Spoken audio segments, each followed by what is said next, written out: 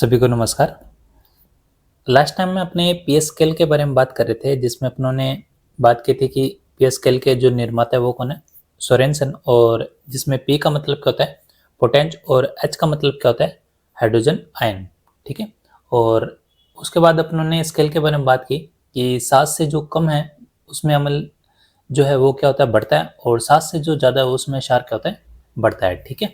तो उसी से अपनों ने एक सारणी ज्ञात की जिससे अपने को क्या पता चलेगी, विलयन की प्रकृति। कि 7 से कम है पीएच तो उसकी प्रकृति अम्लीय होगी, और 7 है तो क्या होगी, उदासीन प्रकृति, और 7 से अधिक होगी तो कौन सी प्रकृति होगी, क्षारीय। ठीक है। तो इससे आगे अपने आज बात करते हैं। तो चैनल पे नए हो तो चैनल को जरूर सब्सक्राइब कर लें, और साथ ही बेल आइकन को भी दबा लें ताकि वीडियो के नोटिफिकेशन आपको साथ के साथ मिलते रहे।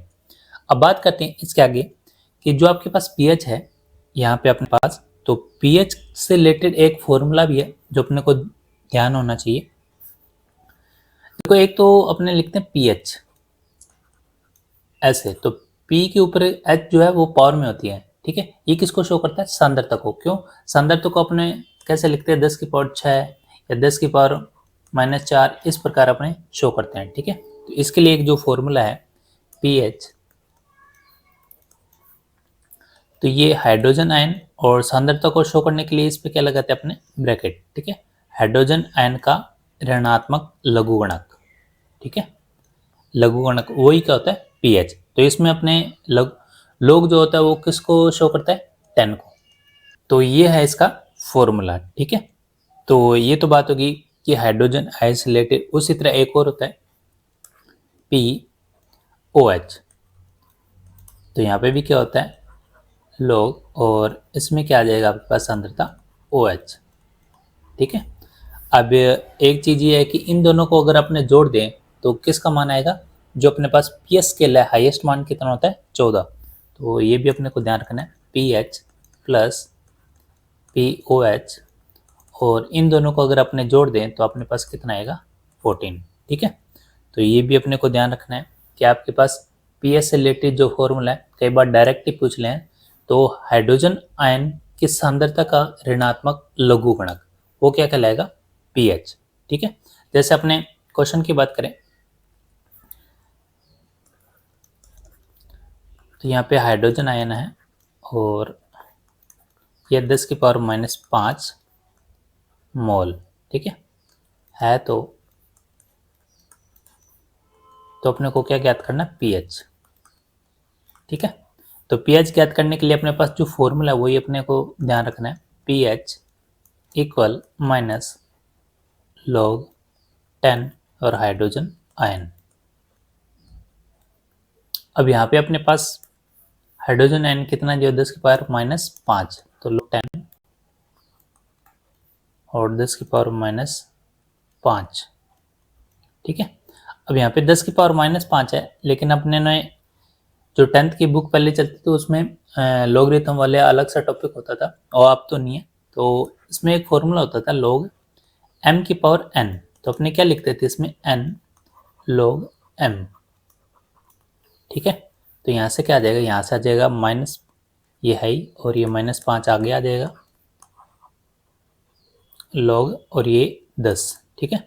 ये शो करो तो ठीक है, नहीं करो तो भी कोई दिक्कत नहीं है। तो यहाँ पे इसके बाद अपने ध्यान रखें कि log 10 का मान कितना होता है, तो log 10 का मान कितना होता है, 1। ठीक है। तो ये माइनस माइनस का हो जाएगा प्लस का 5, और log 10 का मान कितना है, 1। तो 5 एकम 5, तो पीएच का यहाँ पे मान कितना आएगा, 5। ठीक है। और हमेशा ये मान आएगा पॉजिटिव।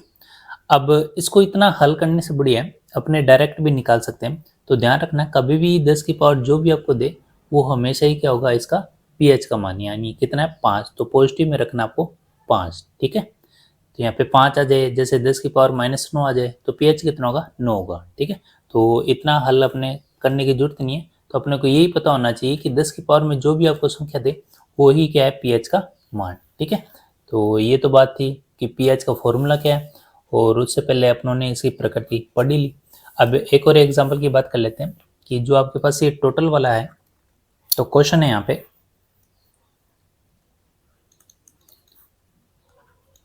OH, और यहाँ पे 10 की पावर -9 मोल तो आपको क्या ज्ञात करना है, पीएच। तो यहाँ पे पीएच कैसे ज्ञात करेंगे, अपने को पता है POH, तो डायरेक्ट अपन निकाल सकते हैं कि 9 है, तो यहाँ पे क्या आ जाएगा आपके पास, POH कितना आ जाएगा, 9। ठीक है, फिर अपने को पता है PH प्लस POH कितना होता है, 14। ठीक है, तो यहाँ पे PH है और POH का मान कितना है, 9, तो यहाँ पे 14। तो यहाँ से PH कितना आ जाएगा आपके पास, 14 में से 9 घटाएं तो आपके पास PH का मान आ जाएगा कितना, 5। ठीक है, यही अपने को ध्यान रखना था।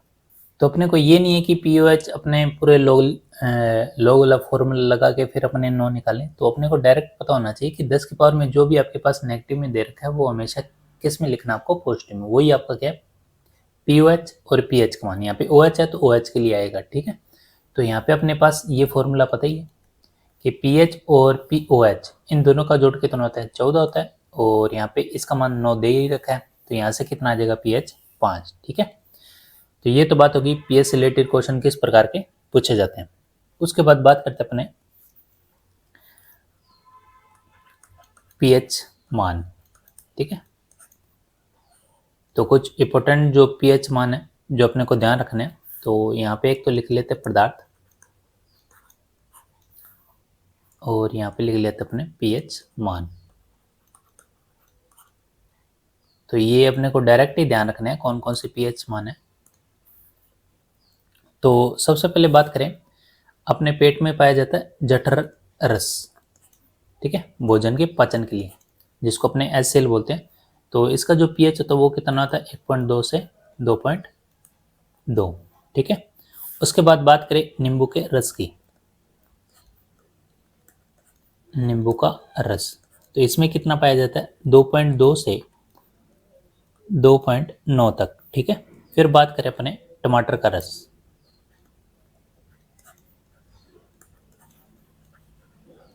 टमाटर का रस, तो टमाटर रस का जो पीएच होता है वो कितना होता है, 3.5 से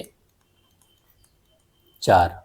ठीक है, अब बात करते हैं कॉफ़ी और चाय दोनों में से बढ़िया कौन सी है। अपने घर में मेहमान आते हैं तो अपने सोचते हैं कि चाय बढ़िया रहेगी या कॉफ़ी बढ़िया रहेगी, तो यहाँ से अपने पीएच के मान से पता कर सकते हैं। तो सबसे पहले ध्यान रखना कॉफ़ी, और एक है चाय। तो कॉफ़ी का जो पीएच होता है वो होता है 4.5 से 5, और जो चाय का पीएच होता है वो कितना होता है, 5 से 5.5। तो देखो सबसे ज्यादा जो अमल है वो किस में होता है, 4.5 से 5 वाले में, यानी कॉफी घातक है किससे, चाय से। ठीक है, एसिडिटी बनने की सबसे ज्यादा संभावना चाय के मुकाबले कॉफी में ज्यादा होती है। ठीक है, क्योंकि यहाँ पे अमल बढ़ रहा है। क्योंकि जो आपके पास ध्यान रखना है कि आपके पास चाय और कॉफी में से पूछ ले कि सबसे बढ़िया कौन सा है, तो कौन सा है, चाय ही ठीक है। ठीक है, उसके बाद बात करें मानव लार, मानव लार का जो पीएच है वो कितना होगा, तो कितना है, 6.5। ठीक है, फिर बात करें ताज़ा दूध, तो यहाँ पे लिख लेते हैं अपने ताज़ा दूध, इसका जो पीएच होगा वो कितना होगा, 6.4। फिर एक आता है शुद्ध जल, जिसको अपने बोलते हैं अशुद्ध,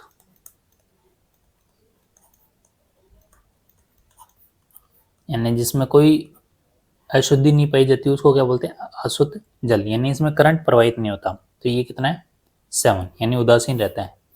और मानव के रक्त का जो पीएच है ये कितना होता है, 7.2 से ये होता है 7.4। ठीक है, और बात करें समुद्र का जल,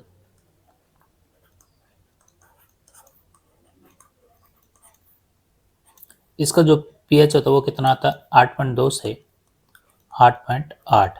ठीक है, और सोडियम बाइकार्बोनेट यानी बेकिंग सोडा, बेकिंग सोडा का जो पीएच होता है वो कितना होता है, 9.0 से 9.5। ठीक है, और एक एंटासिड है यानी milk of magnesia, milk of magnesia, इसका जो पीएच होता है वो कितना होता है, 10 से लेके 10.5। ठीक है, तो ये कुछ पीएच है जो आपको डायरेक्ट ध्यान रखने हैं। ठीक है, तो सबसे ज़्यादा पूछे जाने वाला जैसे ये भी आया हुआ है, और जैसे बात करें नींबू का रस हो गया, नींबू का रस हो गया, और यहाँ पे मानव रक्त और ये जल। तो इससे रिलेटेड ये क्वेश्चन बार बार आए हैं, तो ये अपने को ध्यान रखना है। और नए क्वेश्चन बनने की संभावना यही है कि आप यहाँ से डायरेक्ट ध्यान रखें, ठीक है। अब बात करते हैं कि इनका अपने दैनिक जीवन में क्या प्रभाव पड़ता है। तो पीएच परिवर्तन में दैनिक जीवन में प्रभाव,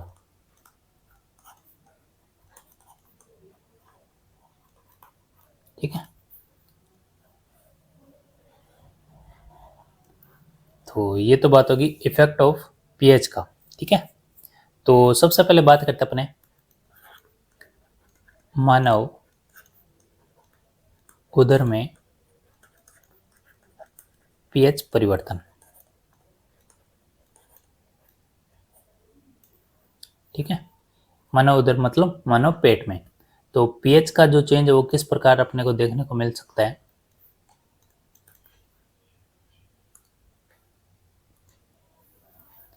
तो मानव जो उदर है यानी मानव पेट, ये क्या करता है, भोजन का पाचन करता है। भोजन का पाचन, और भोजन के पाचन के लिए अपने को पता है कौन सी ग्रंथि है, जठर ग्रंथि, ठीक है। और ये कौन सा रस स्त्राव करती है, तो ध्यान रखना अपने को जठर रस। और ये जठर रस से भोजन का क्या करता है, पाचन, ठीक है। तो इसका अगर अपने से पूछो मुख्य अवयव कौन सा है, मुख्य अवयव, तो मुख्य अवयव कौन सा है, HCl, ठीक है, हाइड्रोक्लोरिक। तो ये अपने को ध्यान रखना है। उसके बाद ये तो होता है पाचन के लिए। अब कई बार होता है खाना पचता नहीं है, तो उसका क्या रीजन है, तो अपच यानी खाना नहीं पचने का कारण। तो इसमें क्या होता है, इसमें HCl की मात्रा क्या हो जाती है, अधिक,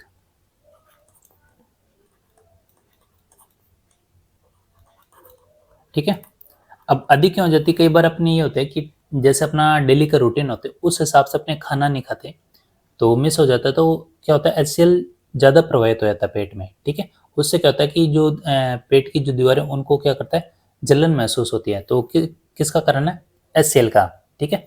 एक कारण है कि अपने खाना जो खाते हैं वो जो लिमिटेड से ज़्यादा खा ले। जैसे मान लो कुछ जैसे हॉस्टल में रहते हैं और हॉस्टल में के बाद उनको पता चले कि हाँ कोई पार्टी आई है, कोई शादी-शुदी है, तो वहाँ पे क्या है, वो जैसे खाना वो घर पे खाते हैं वैसे खाना वहाँ पे तो होता नहीं। तो वो क्या होता है, खाने से अधिक ज़्यादा खा लेते हैं। तो उससे क्या होता है कि HCl को क्या है, प्रवाहित होने के लिए स्पेस नहीं मिलता। तो वो जठर जो ग्रंथि है वो तो नीचे दब जाती है। तो एक तो वो कारण है, ठीक है, अपचन होने का। तो ये अपने को ध्यान रखना है। तो इसमें क्या होता है, जैसे ही HCl की मात्रा अधिक होती है तो पीएच की जो कमी है वो अपने को देखने को मिलेगी, पीएच की कमी। और पीएच की कमी जैसे ही होगी तो अपने पेट में क्या होगा, दर्द, ठीक है, दर्द होगा, जलन होगा, ठीक है। फिर अपन इसी पेट में दर्द और जलन को क्या करते हैं, अम्लता, जिसको बोलते हैं एसिडिटी, ठीक है। एसिडिटी का मतलब अम्लता। और इससे राहत पाने के लिए अपने क्या करते हैं, तो ये तो बताया था अपने को, किसका यूज करते हैं, एंट एसिड का, ठीक है, जिसको अपने बोलते हैं प्रति अम्ल। तो एसिडिटी से बचने के लिए अपने एंट एसिड का यूज करते हैं, ठीक है। जैसे इनो हो गया, ठीक है, इनो की बात करें, और मिल्क ऑफ मैग्नीशिया भी बात की थी अपने। और इसी के साथ एक आता फ्रूट साल्ट, फ्रूट साल्ट, तो ये किस में आ जाएगा, प्रति अमल में। फ्रूट साल्ट है, जैसे इनो के देखो आगे आपने अलग अलग वेराइटी आने लगी, पहले एक ही आता था, फिर फ्लेवर आने लगे इनो के, तो वो क्या है, फ्रूट साल्ट, ठीक है। तो ये प्रति अमल है, जिसको अपनों ने एक चीज भी ध्यान रखा है, इसको बोलते हैं दुर्बल क्षार, ठीक है, दुर्बल क्षारक। तो ये तो बात होगी कि मानव उदर में पीएच का परिवर्तन किस प्रकार अपने को देखने को मिल सकता है। जब भोजन का पाचन हो तब कैसा, और जब पाचन नहीं हो तो एसिड की मात्रा क्या हो जाएगी, अधिक। और इससे क्या होगी, पीएच की कमी होगी तो पेट में दर्द जलन होगा, तो उसको क्या कहते हैं, एसिडिटी यानी अम्लता। और इससे बचने के लिए अपने किसका यूज करते हैं, एंड एसिड का, प्रति अम्ल का। तो प्रति अम्ल कौन से, इन हो गए, मिल्क ऑफ मैग्नीशिया हो गया, फ्रूट साल्ट हो गया, ठीक है। उसके बाद बात करते हैं अपने दांतों के क्षय का। सेकंड बात करें पीएच परिवर्तन में दंत क्षय यानी दांतों को क्या नुकसान होता है, ठीक है। तो सबसे पहले तो अपने को ध्यान रखना चाहिए कि जो मानव का मुख है, मानव मुख, और उसमें लार का जो पीएच है वो कितना होता है, 6.5, ठीक है। तो जैसे ही अगर ये जो आपके पास पीएच का मान 5.6 से कम होगा तो दांत जो है वो खराब होने स्टार्ट हो जाएंगे, ठीक है। तो ये अपने को ध्यान रखना है, अगर पीएच का मान 5.6 से कम होगा तो दांत जो है वो क्षय होने प्रारंभ हो जाएंगे, ठीक है। क्यों, क्योंकि इसमें जो अपने जैसे खाना खाते हैं तो खाना खाने के बाद कुछ कण क्या होता है, दांतों में फंस जाते हैं, ठीक है। और दांतों में फंसने के कारण जो कण हैं वो क्या होते हैं, बैक्टीरिया द्वारा निम्नीकरण कर दिए जाते हैं, ठीक है। निम्नीकरण से क्या होता है कि अम्ल उत्पन्न हो जाता है, अम्ल उत्पन्न होता है तो पीएच क्या होगा, कमी होगी, ठीक है। जैसे ही अम्ल उत्पन्न होगा तो पीएच की क्या होगी, कमी। तो उसी के कारण क्या होता है, पीएच का मान अगर 5.6 से जैसे ही कम स्टार्ट हो गया तो दांत क्या हो जाते हैं, क्षय होना प्रारंभ हो जाते हैं। तो ये एक कारण है, ठीक है। तो जैसे भोजन के कण, और ये कण कहाँ फंस जाएंगे, दांतों में, ठीक है। जैसे ही दांतों में फंस जाएंगे तो इसमें जो कण है, इन कणों को बैक्टीरिया क्या कर देंगे, निम्नीकरण।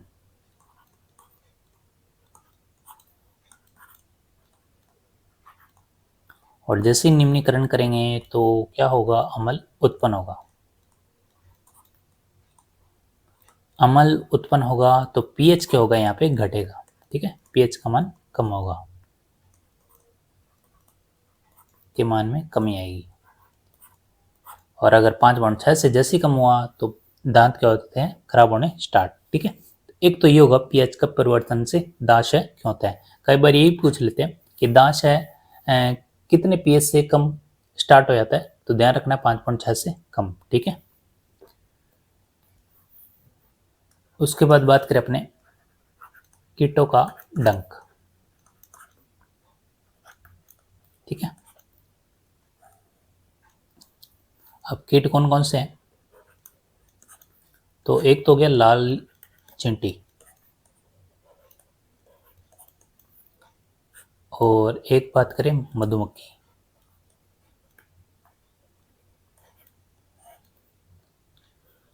और एक हो गया बिच्छू, ठीक है।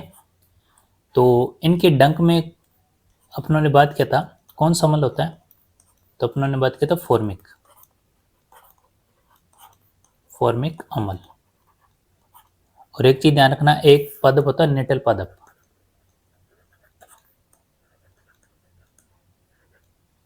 ठीक है।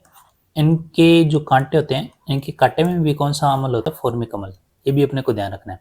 तो ये तो कीट हो गए, ये एक पादप है नेटल पादप, और इनके कांटों में कौन सा अम्ल होता है, फॉर्मिक अम्ल, ठीक है। अब ये फॉर्मिक अम्ल क्या करते हैं, जैसे ही त्वचा के संपर्क में आते हैं, त्वचा के संपर्क में, ठीक है, तो ये क्या करते हैं, तो त्वचा दर्द करने लगती है, जलन होता है, और क्या हो जाता है, सूजन आ जाती है, यही होता है। तो फिर वही बात, इससे राहत पाने के लिए किसका यूज किया जाता है, दुर्बल क्षारक का, दुर्बल क्षारक का। दुर्बल क्षारक मतलब बेकिंग सोडा, ठीक है, यानी सोडियम बाइकार्बोनेट। तो यही है, जैसे फॉर्मिक अम्ल त्वचा के संपर्क में आएगा तो दर्द, जलन, सूजन महसूस होगी। तो इससे राहत पाने के लिए अपने किसका यूज किया जाता है, बेकिंग सोडा का, जिसको अपने क्या बोलते हैं, दुर्बल क्षारक, यानी सोडियम बाइकार्बोनेट, ठीक है।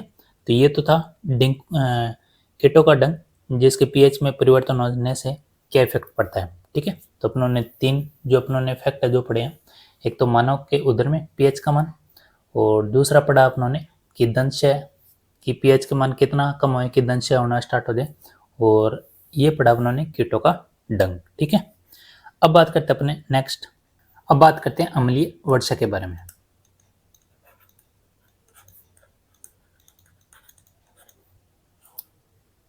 अम्लीय वर्षा, इसमें क्या होगा, जो वर्षा जल का जो पीएच होगा, वर्षा जल का पीएच वो क्या होगा, 5.5 से कम। तो 5.5 से जैसे कम होगा तो वो वर्षा कैसे होगी, अम्लीय वर्षा, ठीक है। तो इसमें सबसे इंपॉर्टेंट ये पूछ लेते हैं कि इसका मुख्य कारण क्या है। तो मुख्य कारण तो है इसका प्रदूषण, ठीक है। तो कारण में पूछ लेते हैं, तो इसका एक तो एग्जांपल है सल्फर के ऑक्साइड, सल्फर के ऑक्साइड, और एक बात करें अपने नाइट्रोजन के ऑक्साइड,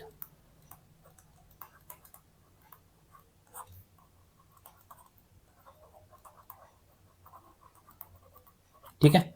तो यहाँ पे अम्लीय वर्षा के मुख्य कारण प्रदूषण है, और अगर ऑक्साइड के बारे में पूछ ले तो एक तो सल्फर के ऑक्साइड और एक है नाइट्रोजन के ऑक्साइड, ठीक है। इसमें भी सबसे प्रमुख जो कारण है वो पूछ लें, सबसे प्रमुख कारण तो वो है सल्फर डाइऑक्साइड SO2, ठीक है। तो अपने बात करें तो वर्षा के साथ क्या होता है, या तो सल्फर के ऑक्साइड आएंगे या किस कहेंगे, नाइट्रोजन के ऑक्साइड, ठीक है। तो जैसे अपने बात करें कि जल है और घुलकर आएंगे, जैसे मान लो सल्फर के ऑक्साइड, सल्फर डाइऑक्साइड, तो ये क्या बन जाएगा, सल्फ्यूरस अम्ल यानी H2SO3, ठीक है। तो ये जमीन पर आएगा और इसका जो पीएच होगा वो क्या होगा, 5.5 से कम, और ये क्या है, अम्लीय वर्षा, ठीक है, जिसको अपने क्या बोलते हैं, सल्फ्यूरस अम्ल, ठीक है। तो ये तो बात होगी अम्लीय वर्षा की, ठीक है। और इसमें अपने बात करें जैसे, तो जैसे ये पानी है,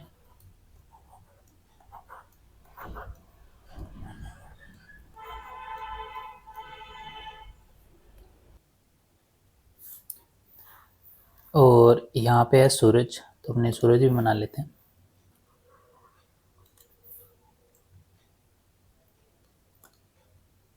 तो यहाँ से क्या होगा, यहाँ से किरणें आपतित होगी यहाँ पे, और जैसे ही आपतित होगी तो यहाँ से वाष्प जो वो ऊपर जाएगी, ऊपर जाएंगे तो यहाँ पे क्या बनेंगे, बादल, ठीक है। और वो बादल वाष्प बनेंगे, वाष्प बनेंगे तो क्या बनेंगे, बादल, और बादल ध्यान रखना कभी भी अगर एक जगह पे बनते हैं तो वो वहाँ पे बारिश नहीं करते, वहां से कहाँ चले जाते हैं, अलग जगह, ठीक है, जिसको अपने आप बोल सकते हो कि हवा से आगे चल गई या, ठीक है। फिर इनमें क्या होगा, घर्षण, जैसे घर्षण होगा तो उसके बाद जो होता है अपने पास वायुमंडल होता है, ठीक है। तो वायुमंडल की बात करें अपने, तो यहाँ पे मान लो ये वायुमंडल है, और इस वायुमंडल में अपने को मिल जाएंगे SO2,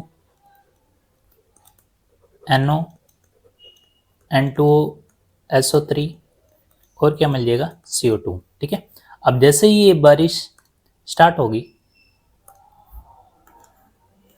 तो इसके साथ क्या होगा, या तो सल्फर के ऑक्साइड आएंगे या किसके ऑक्साइड आएंगे, नाइट्रोजन के, ठीक है। तो उसके बाद अपने बात करें तो यहाँ से जो बारिश होगी, बारिश के साथ जैसे मान लो SO3 आ गया, और यहाँ पे जल के साथ ये क्रिया करके क्या बना देगा, यहाँ पे सल्फ्यूरिक अम्ल H2SO4, ठीक है। तो यही क्या है आपके अम्लीय वर्षा किस प्रकार बनती है, तो ये अपने को ध्यान रखना है, ठीक है। तो ये तो सिर्फ डायग्राम के थ्रू बताया है कि आपके पास जो बारिश होगी वो किस प्रकार, ठीक है। और बाकी अपने को ये कॉन्सेप्ट अपने को ध्यान रखना है कि इसका कारण क्या है, और इसका पीएच कितना कम हो तब जाके क्या होगा, अम्लीय वर्षा होगी, ठीक है। ये तो बात होगी, आज अपनों ने बात की कि पीएच स्केल के बारे में, तो और पीएच स्केल का दैनिक जीवन में क्या प्रभाव पड़ता है, इससे रिलेटेड जो न्यूमेरिकल वो भी अपनों ने पढ़ ली, ठीक है।